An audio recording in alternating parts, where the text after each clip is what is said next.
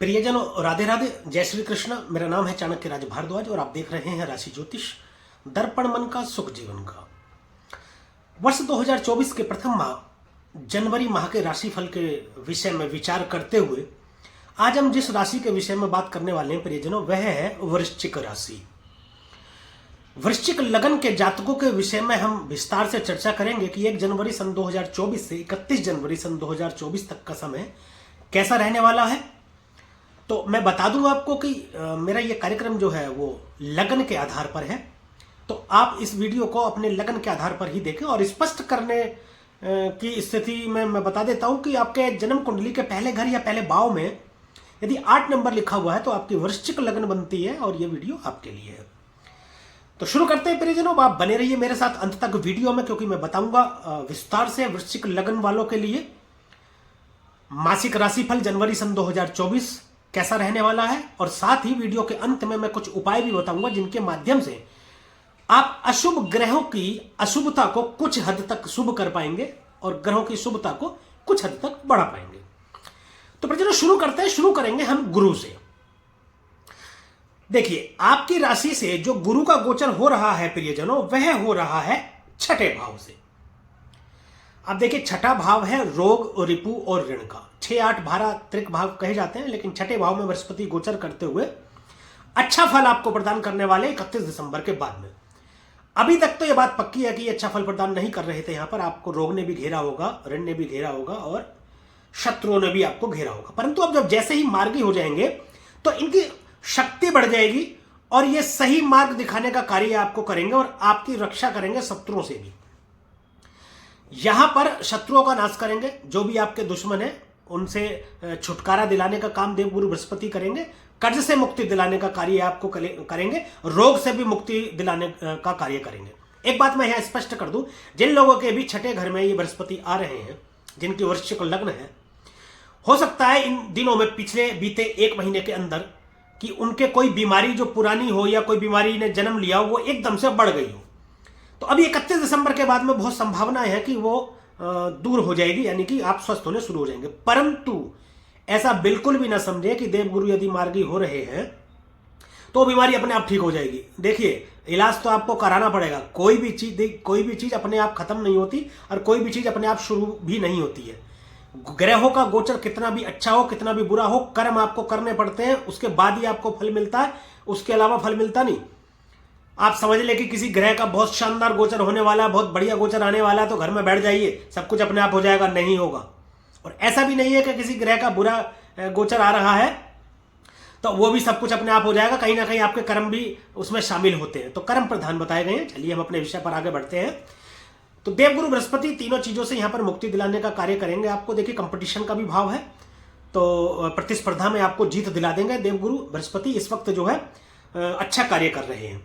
इनकी दृष्टि की बात करते हैं। इनकी पहली दृष्टि जो जाएगी, ये दृष्टि जाएगी आपकी 5वीं दृष्टि। जो 5वीं दृष्टि जा रही है आपके ये कर्म भाव में, यानी कि 10वें भाव में।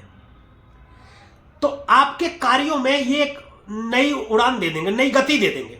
देखिए, 10वां स्थान कर्म स्थान है। कर्म स्थान कौन सा? कर्म स्थान वह है जहां जाकर के आप अपना कार्य करते हैं, जिससे आपको कुछ प्राप्ति होती है। छठा भाव प्राप्ति का भी है।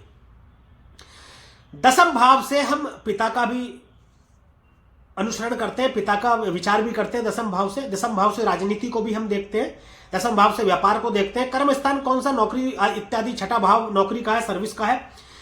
10वें भाव से हम देखते हैं प्रियजनों राजनीति को भी देखते हैं। और कर्म स्थान है तो वह कर्म स्थान जहां जाकर आप कर्म करते हैं। जैसे आपकी कोई नौकरी हो सकती है, आपका कोई व्यापार हो सकता है, आपका कोई प्रोफेशन हो सकता है। आप डॉक्टर हैं, वकील हैं, इंजीनियर हैं, या आप और कुछ भी है, या आप कोई फैक्ट्री के मालिक है, आप अपनी फैक्ट्री में जाते हैं, आपका कोई ऑफिस है, ऑफिस में जाते हैं, वह कर्म स्थान। वहां पर आपको पॉजिटिवता देंगे, आपको सकारात्मकता देंगे और उस कार्यों में वृद्धि करके आपको लाभ की स्थिति उत्पन्न कराएंगे। ये पहली दृष्टि इनकी कर्म भाव में डाल रहे हैं देवगुरु बृहस्पति, तो ये आपको देंगे।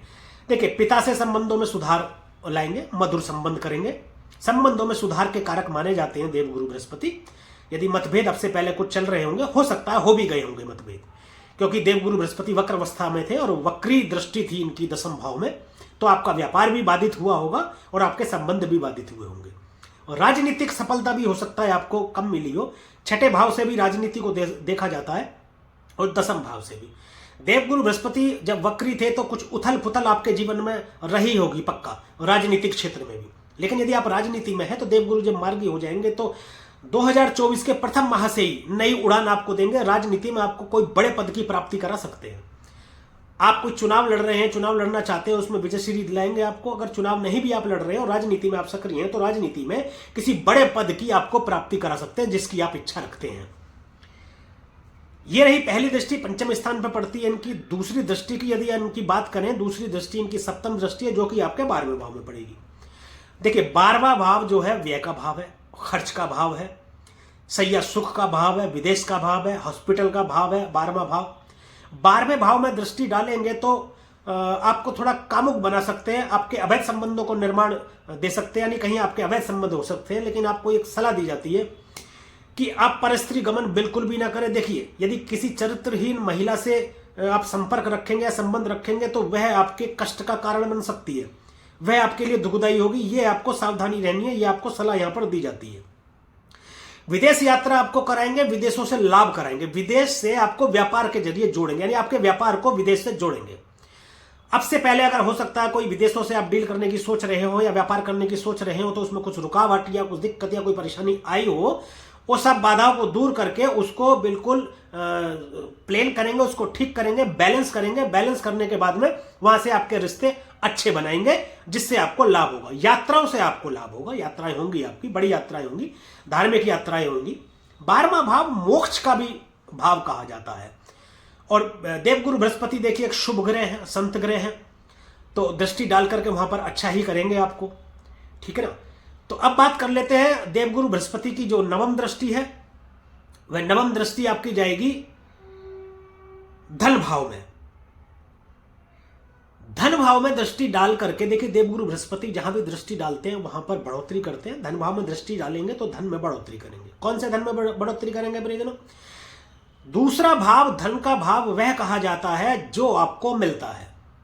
11वां भाव वह भाव है धन का जो आप इनकम कमाते हैं, यानी कि अपने एफर्ट से, अपनी मेहनत से। परंतु दूसरा भाव धन का भाव वह धन है जो आपको धन मिलता है। पैतृक संपत्ति हो सकती है, कोई आपने निवेश किया हो वह धन आपका हो सकता है, चाहे बैंक में किया हो, चाहे स्टॉक मार्केट में, चाहे कहीं भी आपने निवेश किया हो, वह हो सकता है। कुटुंब में बढ़ोतरी करेंगे आपके। यदि आप विवाह योग्य है तो आपका विवाह तय हो सकता है आपका, या आपके कुटुंब में कोई विवाह योग्य है तो उसका विवाह हो सकता है। कोई महिला गर्भवती है तो आपको संतान की प्राप्ति हो सकती है। यानी कि किसी भी तरीके से आपके कुटुंब में बढ़ोतरी करेंगे, कुटुंब को बढ़ाएंगे, धन को भी बढ़ाएंगे। पैतृक संपत्ति में कोई विवाद चल रहा होगा, हो सकता है किसी कारणवश रोक लग गई हो। अब से पहले जब वक्र अवस्था में चल रहे थे, इनकी वक्री दृष्टि थी, तो अब वह बाधा दूर होकर के आपको वह संपत्ति मिल जाएगी। दूसरा भाव से हम बचत का भाव है। देखिए पैसा कमा लिया, विदेशों से पैसा कमाएंगे तो बचत भी तो होनी चाहिए। तो दृष्टि यहां पर डाल रहे हैं, आपको बचत दिलाएंगे, यहां से बचत भी करेंगे आपको पैसे का। निवेश की दृष्टि से बहुत अच्छा आपको मार्ग दिखाएंगे ये, मतलब आपको फोकस्ड करेंगे, आपको एक नई दिशा दिखाएंगे जिससे आप एक अच्छी जगह पर निवेश करेंगे जहां से आपके लाभ में बढ़ोतरी होगी, तो आपके धन में बढ़ोतरी होगी। हो सकता है किसी ऐसी जगह आपने निवेश किया हो धन का आपने, जहां पर धन की बढ़ोतरी नहीं हो रही होगी, तो अब ये जब जैसी मार्गी हो जाएंगे देवगुरु बृहस्पति तो उसके धन में भी बढ़ोतरी होगी। एक और खास बात देखिए, साथ साथ सावधानी भी रखनी है। ऐसा बिल्कुल भी नहीं है कि छठे भाव में देवगुरु बृहस्पति बैठे तो बहुत अच्छा फल प्रदान करेंगे। अच्छा फल देखिए नकारात्मक भी है और सकारात्मक भी है। थोड़ा नकारात्मक बातें भी साथ साथ होनी चाहिए। दूसरा भाव वाणी का भाव भी है। अब वहां दृष्टि डाल करके जब सभी चीजों में वृद्धि कर रहे हैं तो आपकी वाणी में भी वृद्धि करेंगे। आप ज्यादा बोलने लगेंगे। जब आप ज्यादा बोलने लगेंगे तो हो सकता है कि आप कुछ ऐसा बोल जाएं जो आपको नहीं बोलना चाहिए। जब फ्लो में हम कोई चीज बोलना शुरू कर देते हैं तो कभी कभी ऐसा भी बोल जाते हैं हम कि जो हमको नहीं बोलना चाहिए, सामने वाले को बुरा लग सकता है। कुटुंब से आपको कोई परेशानी हो सकती है आपकी वाणी के कारण, तो इसका आपको ध्यान रखना है, कहीं ऐसा ना हो कि लाभ होते होते नुकसान हो जाए इसी वाणी के कारण। तो वाणी पर आपको विशेष कंट्रोल रखना है, आपको नियंत्रण रखना है वाणी पर। सोच समझकर बोले, सधा हुआ बोले, चाहे कुछ देर में बोले लेकिन सोच समझ करके बोले, अच्छा बोले। वाणी पर नियंत्रण रखेंगे तो सब अच्छा ही होगा। तो परिजनों ये थी बात सौर मंडल के सबसे बड़े ग्रह देवगुरु बृहस्पति की। अब बात कर लेते हैं अगले ग्रह के विषय में, शनि के विषय में। तो शनिदेव का जो गोचर हो रहा है प्रियजनों, वह हो रहा है आपके राशि में चतुर्थ भाव से। चतुर्थ भाव देखिए सुख का भाव है।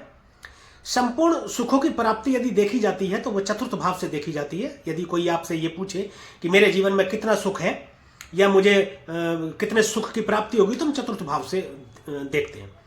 यहां पर शनिदेव देखिए आपके पराक्रम भाव के भी स्वामी बनते हैं और पराक्रम भाव के स्वामी बनकर के चतुर्थ भाव में बैठे हैं। चतुर्थ भाव चंद्रमा का घर है, माता का घर है।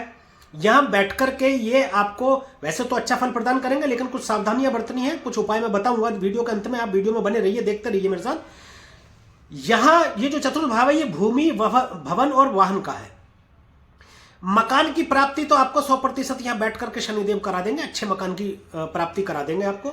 भूमि और भवन की प्राप्ति भी आपको करा देंगे, भूमि भवन की प्राप्ति करा देंगे, वाहन की प्राप्ति भी आपको करा देंगे।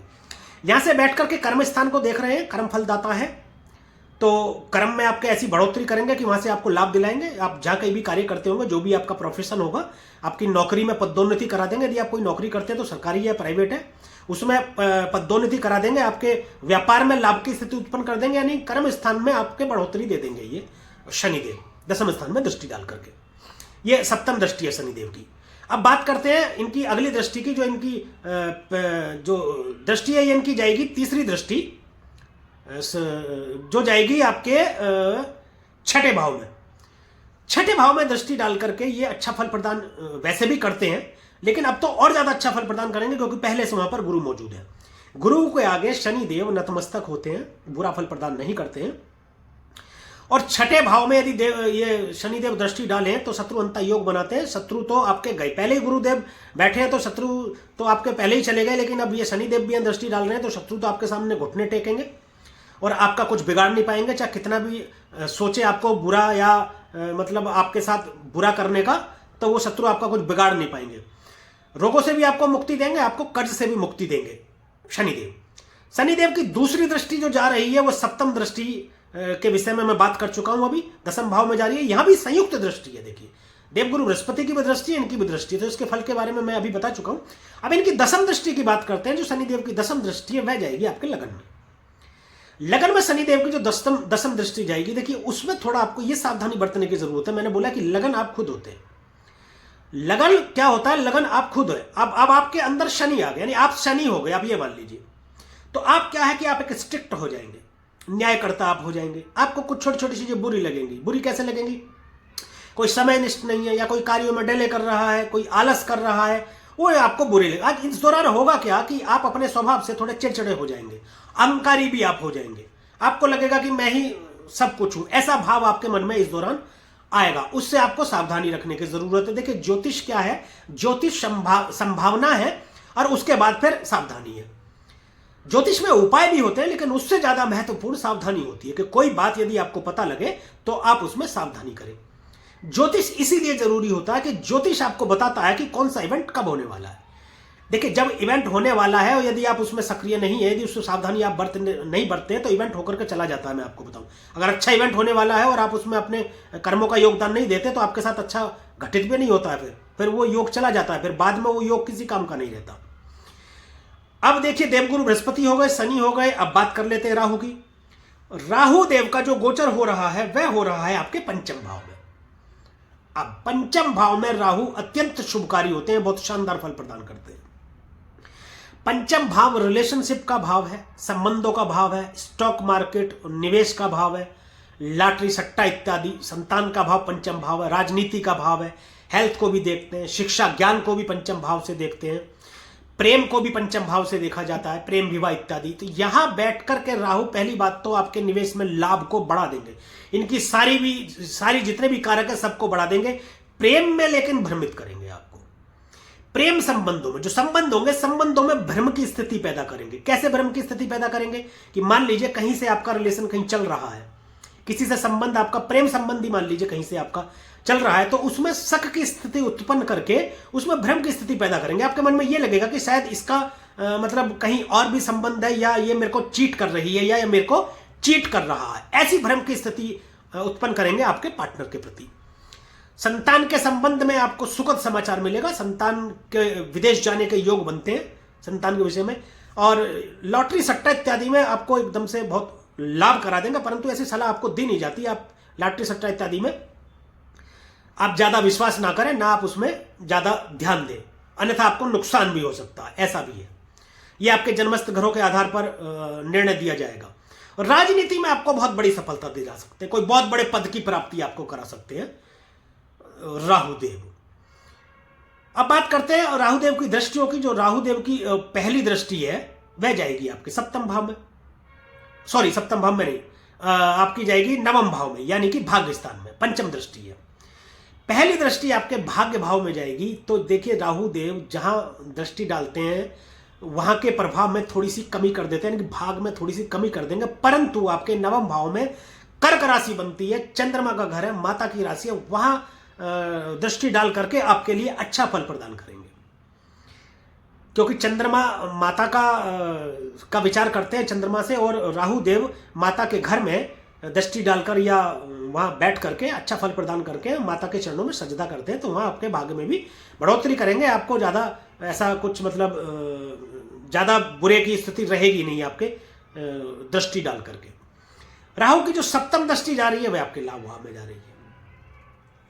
पंचम से लाभ भाव में दृष्टि डाल रहे हैं। पहली बात तो ये आपको लालची बना देंगे, ये थोड़ा सा ग्रीडी कर सकते हैं, अनैतिक तरीके से धन कमाने की लालसा बढ़ा देंगे। हो सकता है कोई आपका मित्र या आपका कोई रिश्तेदार आपको अनैतिक तरीके से धन कमाने के लिए उत्तेजित करे, यानी आपको लालयित करे, और आपके मन में आ भी जाएगा प्रियजन, आपके मन में ऐसा आ जाएगा कि यार चलो कमा लेते हैं धन। तो अनैतिक तरीके से यदि धन कमाने का प्रयास करेंगे तो आप किसी संकट में फंस जाएंगे, किसी मुसीबत में फंस जाएंगे। ऐसा आपको बिल्कुल भी करना नहीं है, लालची नहीं होना है। देखिए इच्छा पूर्ति का घर है, लाभ भाव का घर है 11वां भाव, लंबी दूरी की यात्रा भी देखते हैं, यहां से धार्मिक यात्राओं को भी देखा जाता है, बड़े बुजुर्गों का भाव है यहां पर। तो इन सबों में आपको ध्यान रखना है, अत्यधिक सावधानी की जरूरत है। अब बात करते हैं राहुदेव की नवम दृष्टि की। तो नवम दृष्टि इनकी जाएगी आपके लगन में। दोबारा फिर से देखिए शनि की और राहु की आपकी संयुक्त दृष्टि लगन में जाएगी। तो राहुदेव भी लगन में दृष्टि डाल करके आपके अंदर भ्रम की स्थिति पैदा करेंगे, आपको भ्रमित करेंगे, आपको चिड़चिड़ा बना देंगे, आपके मन में अनैतिकता आएगी। तो थोड़ा सा ऐसा भी होगा कि अनैतिक संबंधों की तरफ आपका ध्यान जाएगा। इस विषय में आपको सावधानी बरतनी है। तो राहु के विषय में तो आपको अधिक सावधानी रखनी ही रखनी है।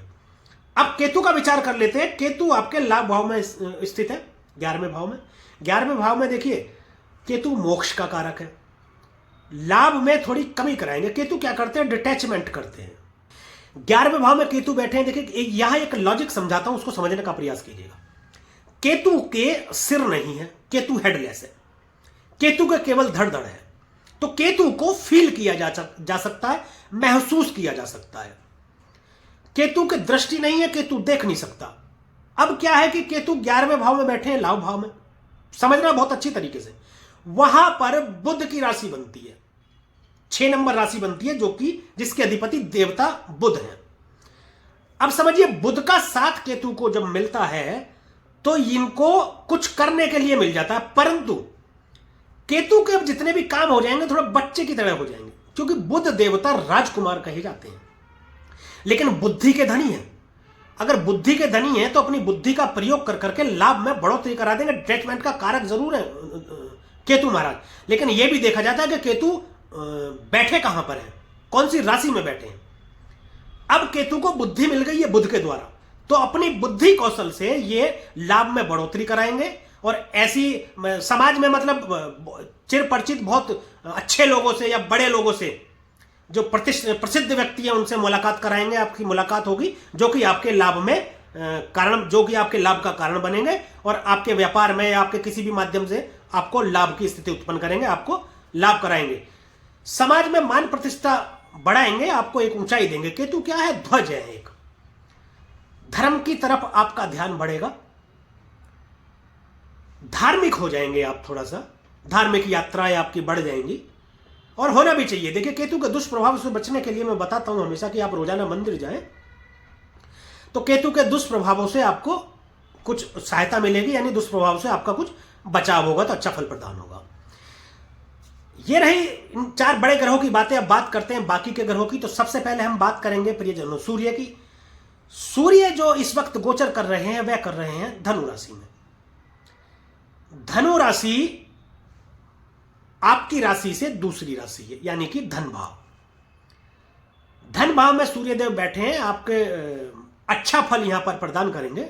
देखिए, सूर्य एक अग्नि है।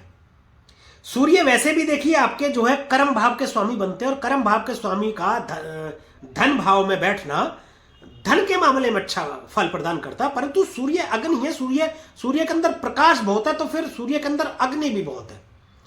अग्नि क्या करती है? थोड़ा जलाने का काम करती है। कैसे? तो कुटुंब से रिश्ते थोड़े खराब हो सकते हैं, ऐसा हो सकता है। वाणी का भाव है दूसरा भाव, तो वाणी में आपके थोड़ी सी मतलब अग्नि उत्पन्न कर सकते हैं, तेजपना ला सकते हैं, यानी कि आपकी पैनी कर सकते हैं वाणी।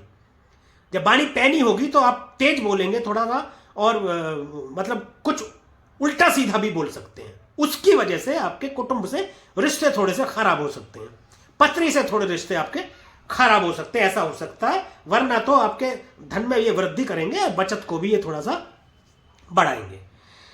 अब बात करते हैं कि ये सूर्य महाराज जो है 15 जनवरी तक रहेंगे, 14 जनवरी तक। 15 जनवरी को यहां से ये प्रवेश कर जाएंगे आपके मकर राशि में, यानी कि तृतीय भाव में। 15 जनवरी को ये गोचर करेंगे आपके तृतीय भाव में, पराक्रम भाव में। पराक्रम भाव में यहां बहुत अच्छा फल प्रदान करते हैं। देखिए, कर्म भाव के स्वामी आपके पराक्रम भाव में, आपके कर्मों के कर्म स्थान पर पराक्रम की वजह से बढ़ोतरी करेंगे, यानी कि आपके पराक्रम की वजह से कर्म में बढ़ोतरी होगी। कर्म में बढ़ोतरी होगी तो जिसके लिए कर्म किया जा रहा है, वो व्यापार हो सकता है, नौकरी हो सकती है, प्रोफेशन हो सकता है, उसमें भी बढ़ोतरी होगी। बढ़ोतरी होगी तो आपको लाभ भी मिलेगा। तीसरा भाव छोटे भाई बहनों का भाव है, संघर्षों का भाव है, मल्टीमीडिया, कम्युनिकेशन और ऑनलाइन बिजनेस, ये सब व्यापारों का, इलेक्ट्रॉनिक मीडिया, पत्रकारिता, इन सब का भाव जो है तृतीय भाव है, उसमें आपको लाभ देंगे। अब दूसरे ग्रह की बात करते हैं, दूसरे ग्रह मंगल की बात करते हैं। प्रियजनों, मंगल आपके धनु राशि में इस वक्त विराजमान है, वहीं गोचर कर रहे हैं, और पूरी जनवरी मंगल दूसरे भाव में ही रहने वाले हैं।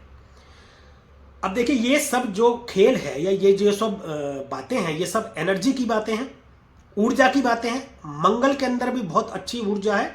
मंगल जब दूसरे घर में विराजमान होते हैं तो आपकी वाणी को बहुत सख्त कर देते हैं। ये बहुत सावधान आपको रहने की जरूरत है।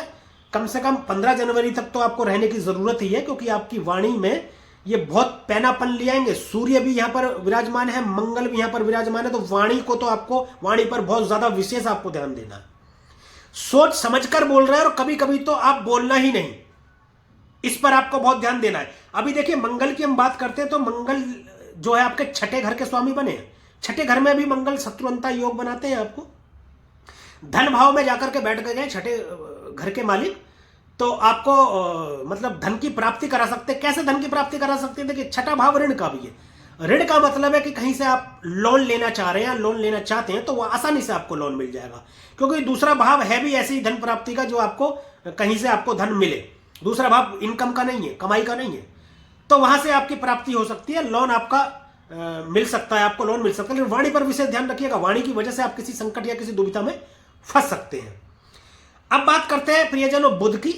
बुध इस वक्त आपकी लगन में गोचर कर रहे हैं और वक्री है। वक्र अवस्था के दौरान ये वाणी के कारक है। देखिए, मैं बताता हूं कि लगन आप खुद हो गए हैं, तो बुध भी आप खुद हो गए।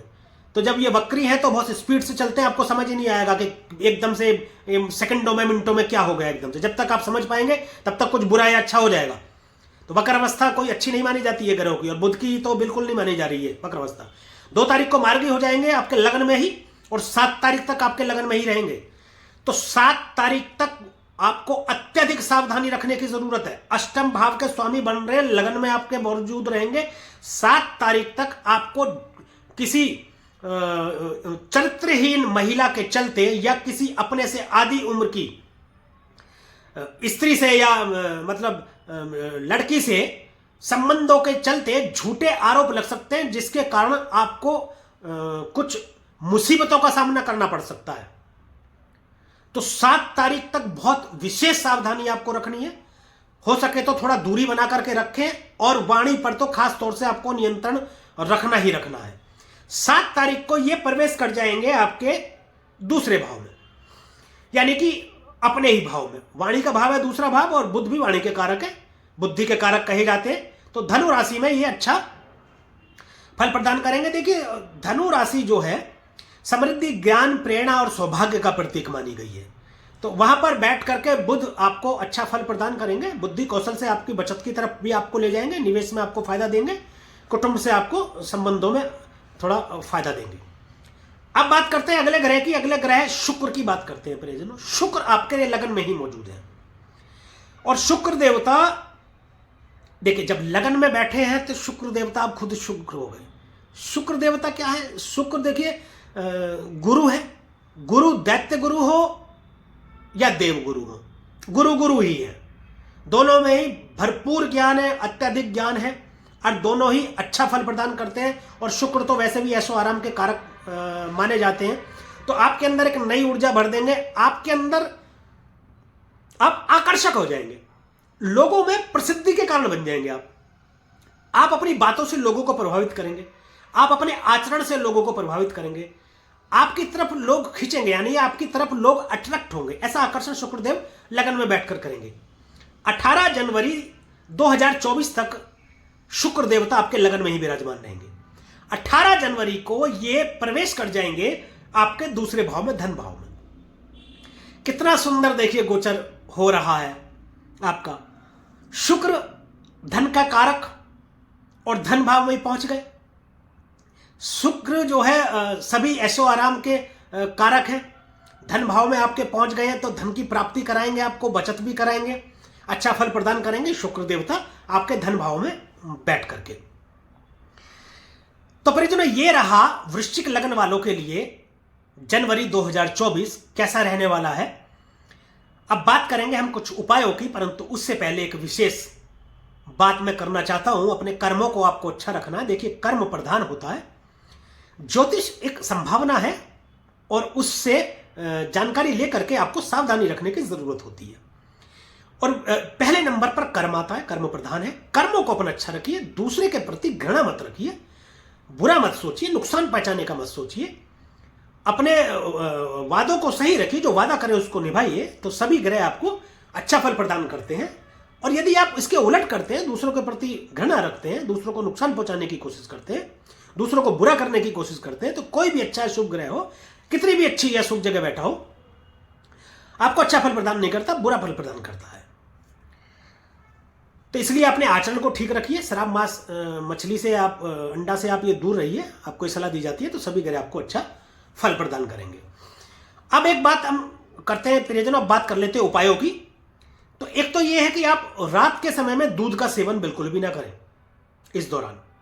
जब तक शनिदेव आपके गोचर में 25 तक रहेंगे ये शनिदेव, तब तक आपको रात को दूध का सेवन नहीं करना, अन्यथा ये बहुत नुकसानदेह हो सकता है आपको। एक काम और आपको करना है, चावल का आटा ले लीजिए, चावल के आटे से आप छोटी छोटी गोलियां बना लीजिए और उनको मछलियों को खिलाइए, अच्छा फल प्रदान करेंगे। और एक काम करना है आपको, 600 ग्राम चने की दाल ले लीजिए और 6 दिन लगातार आप किसी भी मंदिर में जाकर के दान दें, तो आपको शुभ फलों की प्राप्ति होगी। साथ ही आप विष्णु सहस्त्र नाम का पाठ करें, गणेश अथर्व शीर्ष का पाठ करें। और एक बात मैं बताऊं, आपकी लगन के जो मालिक हैं, वो स्वामी है जो वो मंगल देव है, तो हनुमान चालीसा का आप पाठ कर सकते हैं। प्रत्येक मंगलवार हनुमान जी के मंदिर जाएं, आप वहां प्रसाद चढ़ाएं। तो प्रियजनों ये रहा वृश्चिक लगन के जातकों पर प्रभाव कैसा रहने वाला है वर्ष 2024 के प्रथम माह में। यदि ये वीडियो आपको अच्छी लगी हो, दी गई जानकारी से आप संतुष्ट हो, तो वीडियो को लाइक करें, शेयर करें और कमेंट में जरूर बताएं प्रियजनों कि ये जितने भी सूत्र हमने बताए हैं, जितनी भी जानकारी हमने दी है, वह आपकी कुंडली पर कितनी सटीक और सही बैठती है। और हमारे YouTube चैनल को सब्सक्राइब भी करें तथा बेल आइकन बटन को भी दबाएं, ताकि इसी प्रकार और भी महत्वपूर्ण जानकारियां आप तक समय पर पहुंचती रहें। आज के लिए, अभी के लिए बस इतना ही। मिलेंगे अगली वीडियो में, एक और राशि के विषय में चर्चा करेंगे। तब तक के लिए प्रियजनों राधे राधे, जय श्री कृष्णा। और आप देखते रहिए राशि ज्योतिष, दर्पण मन का, सुख जीवन का।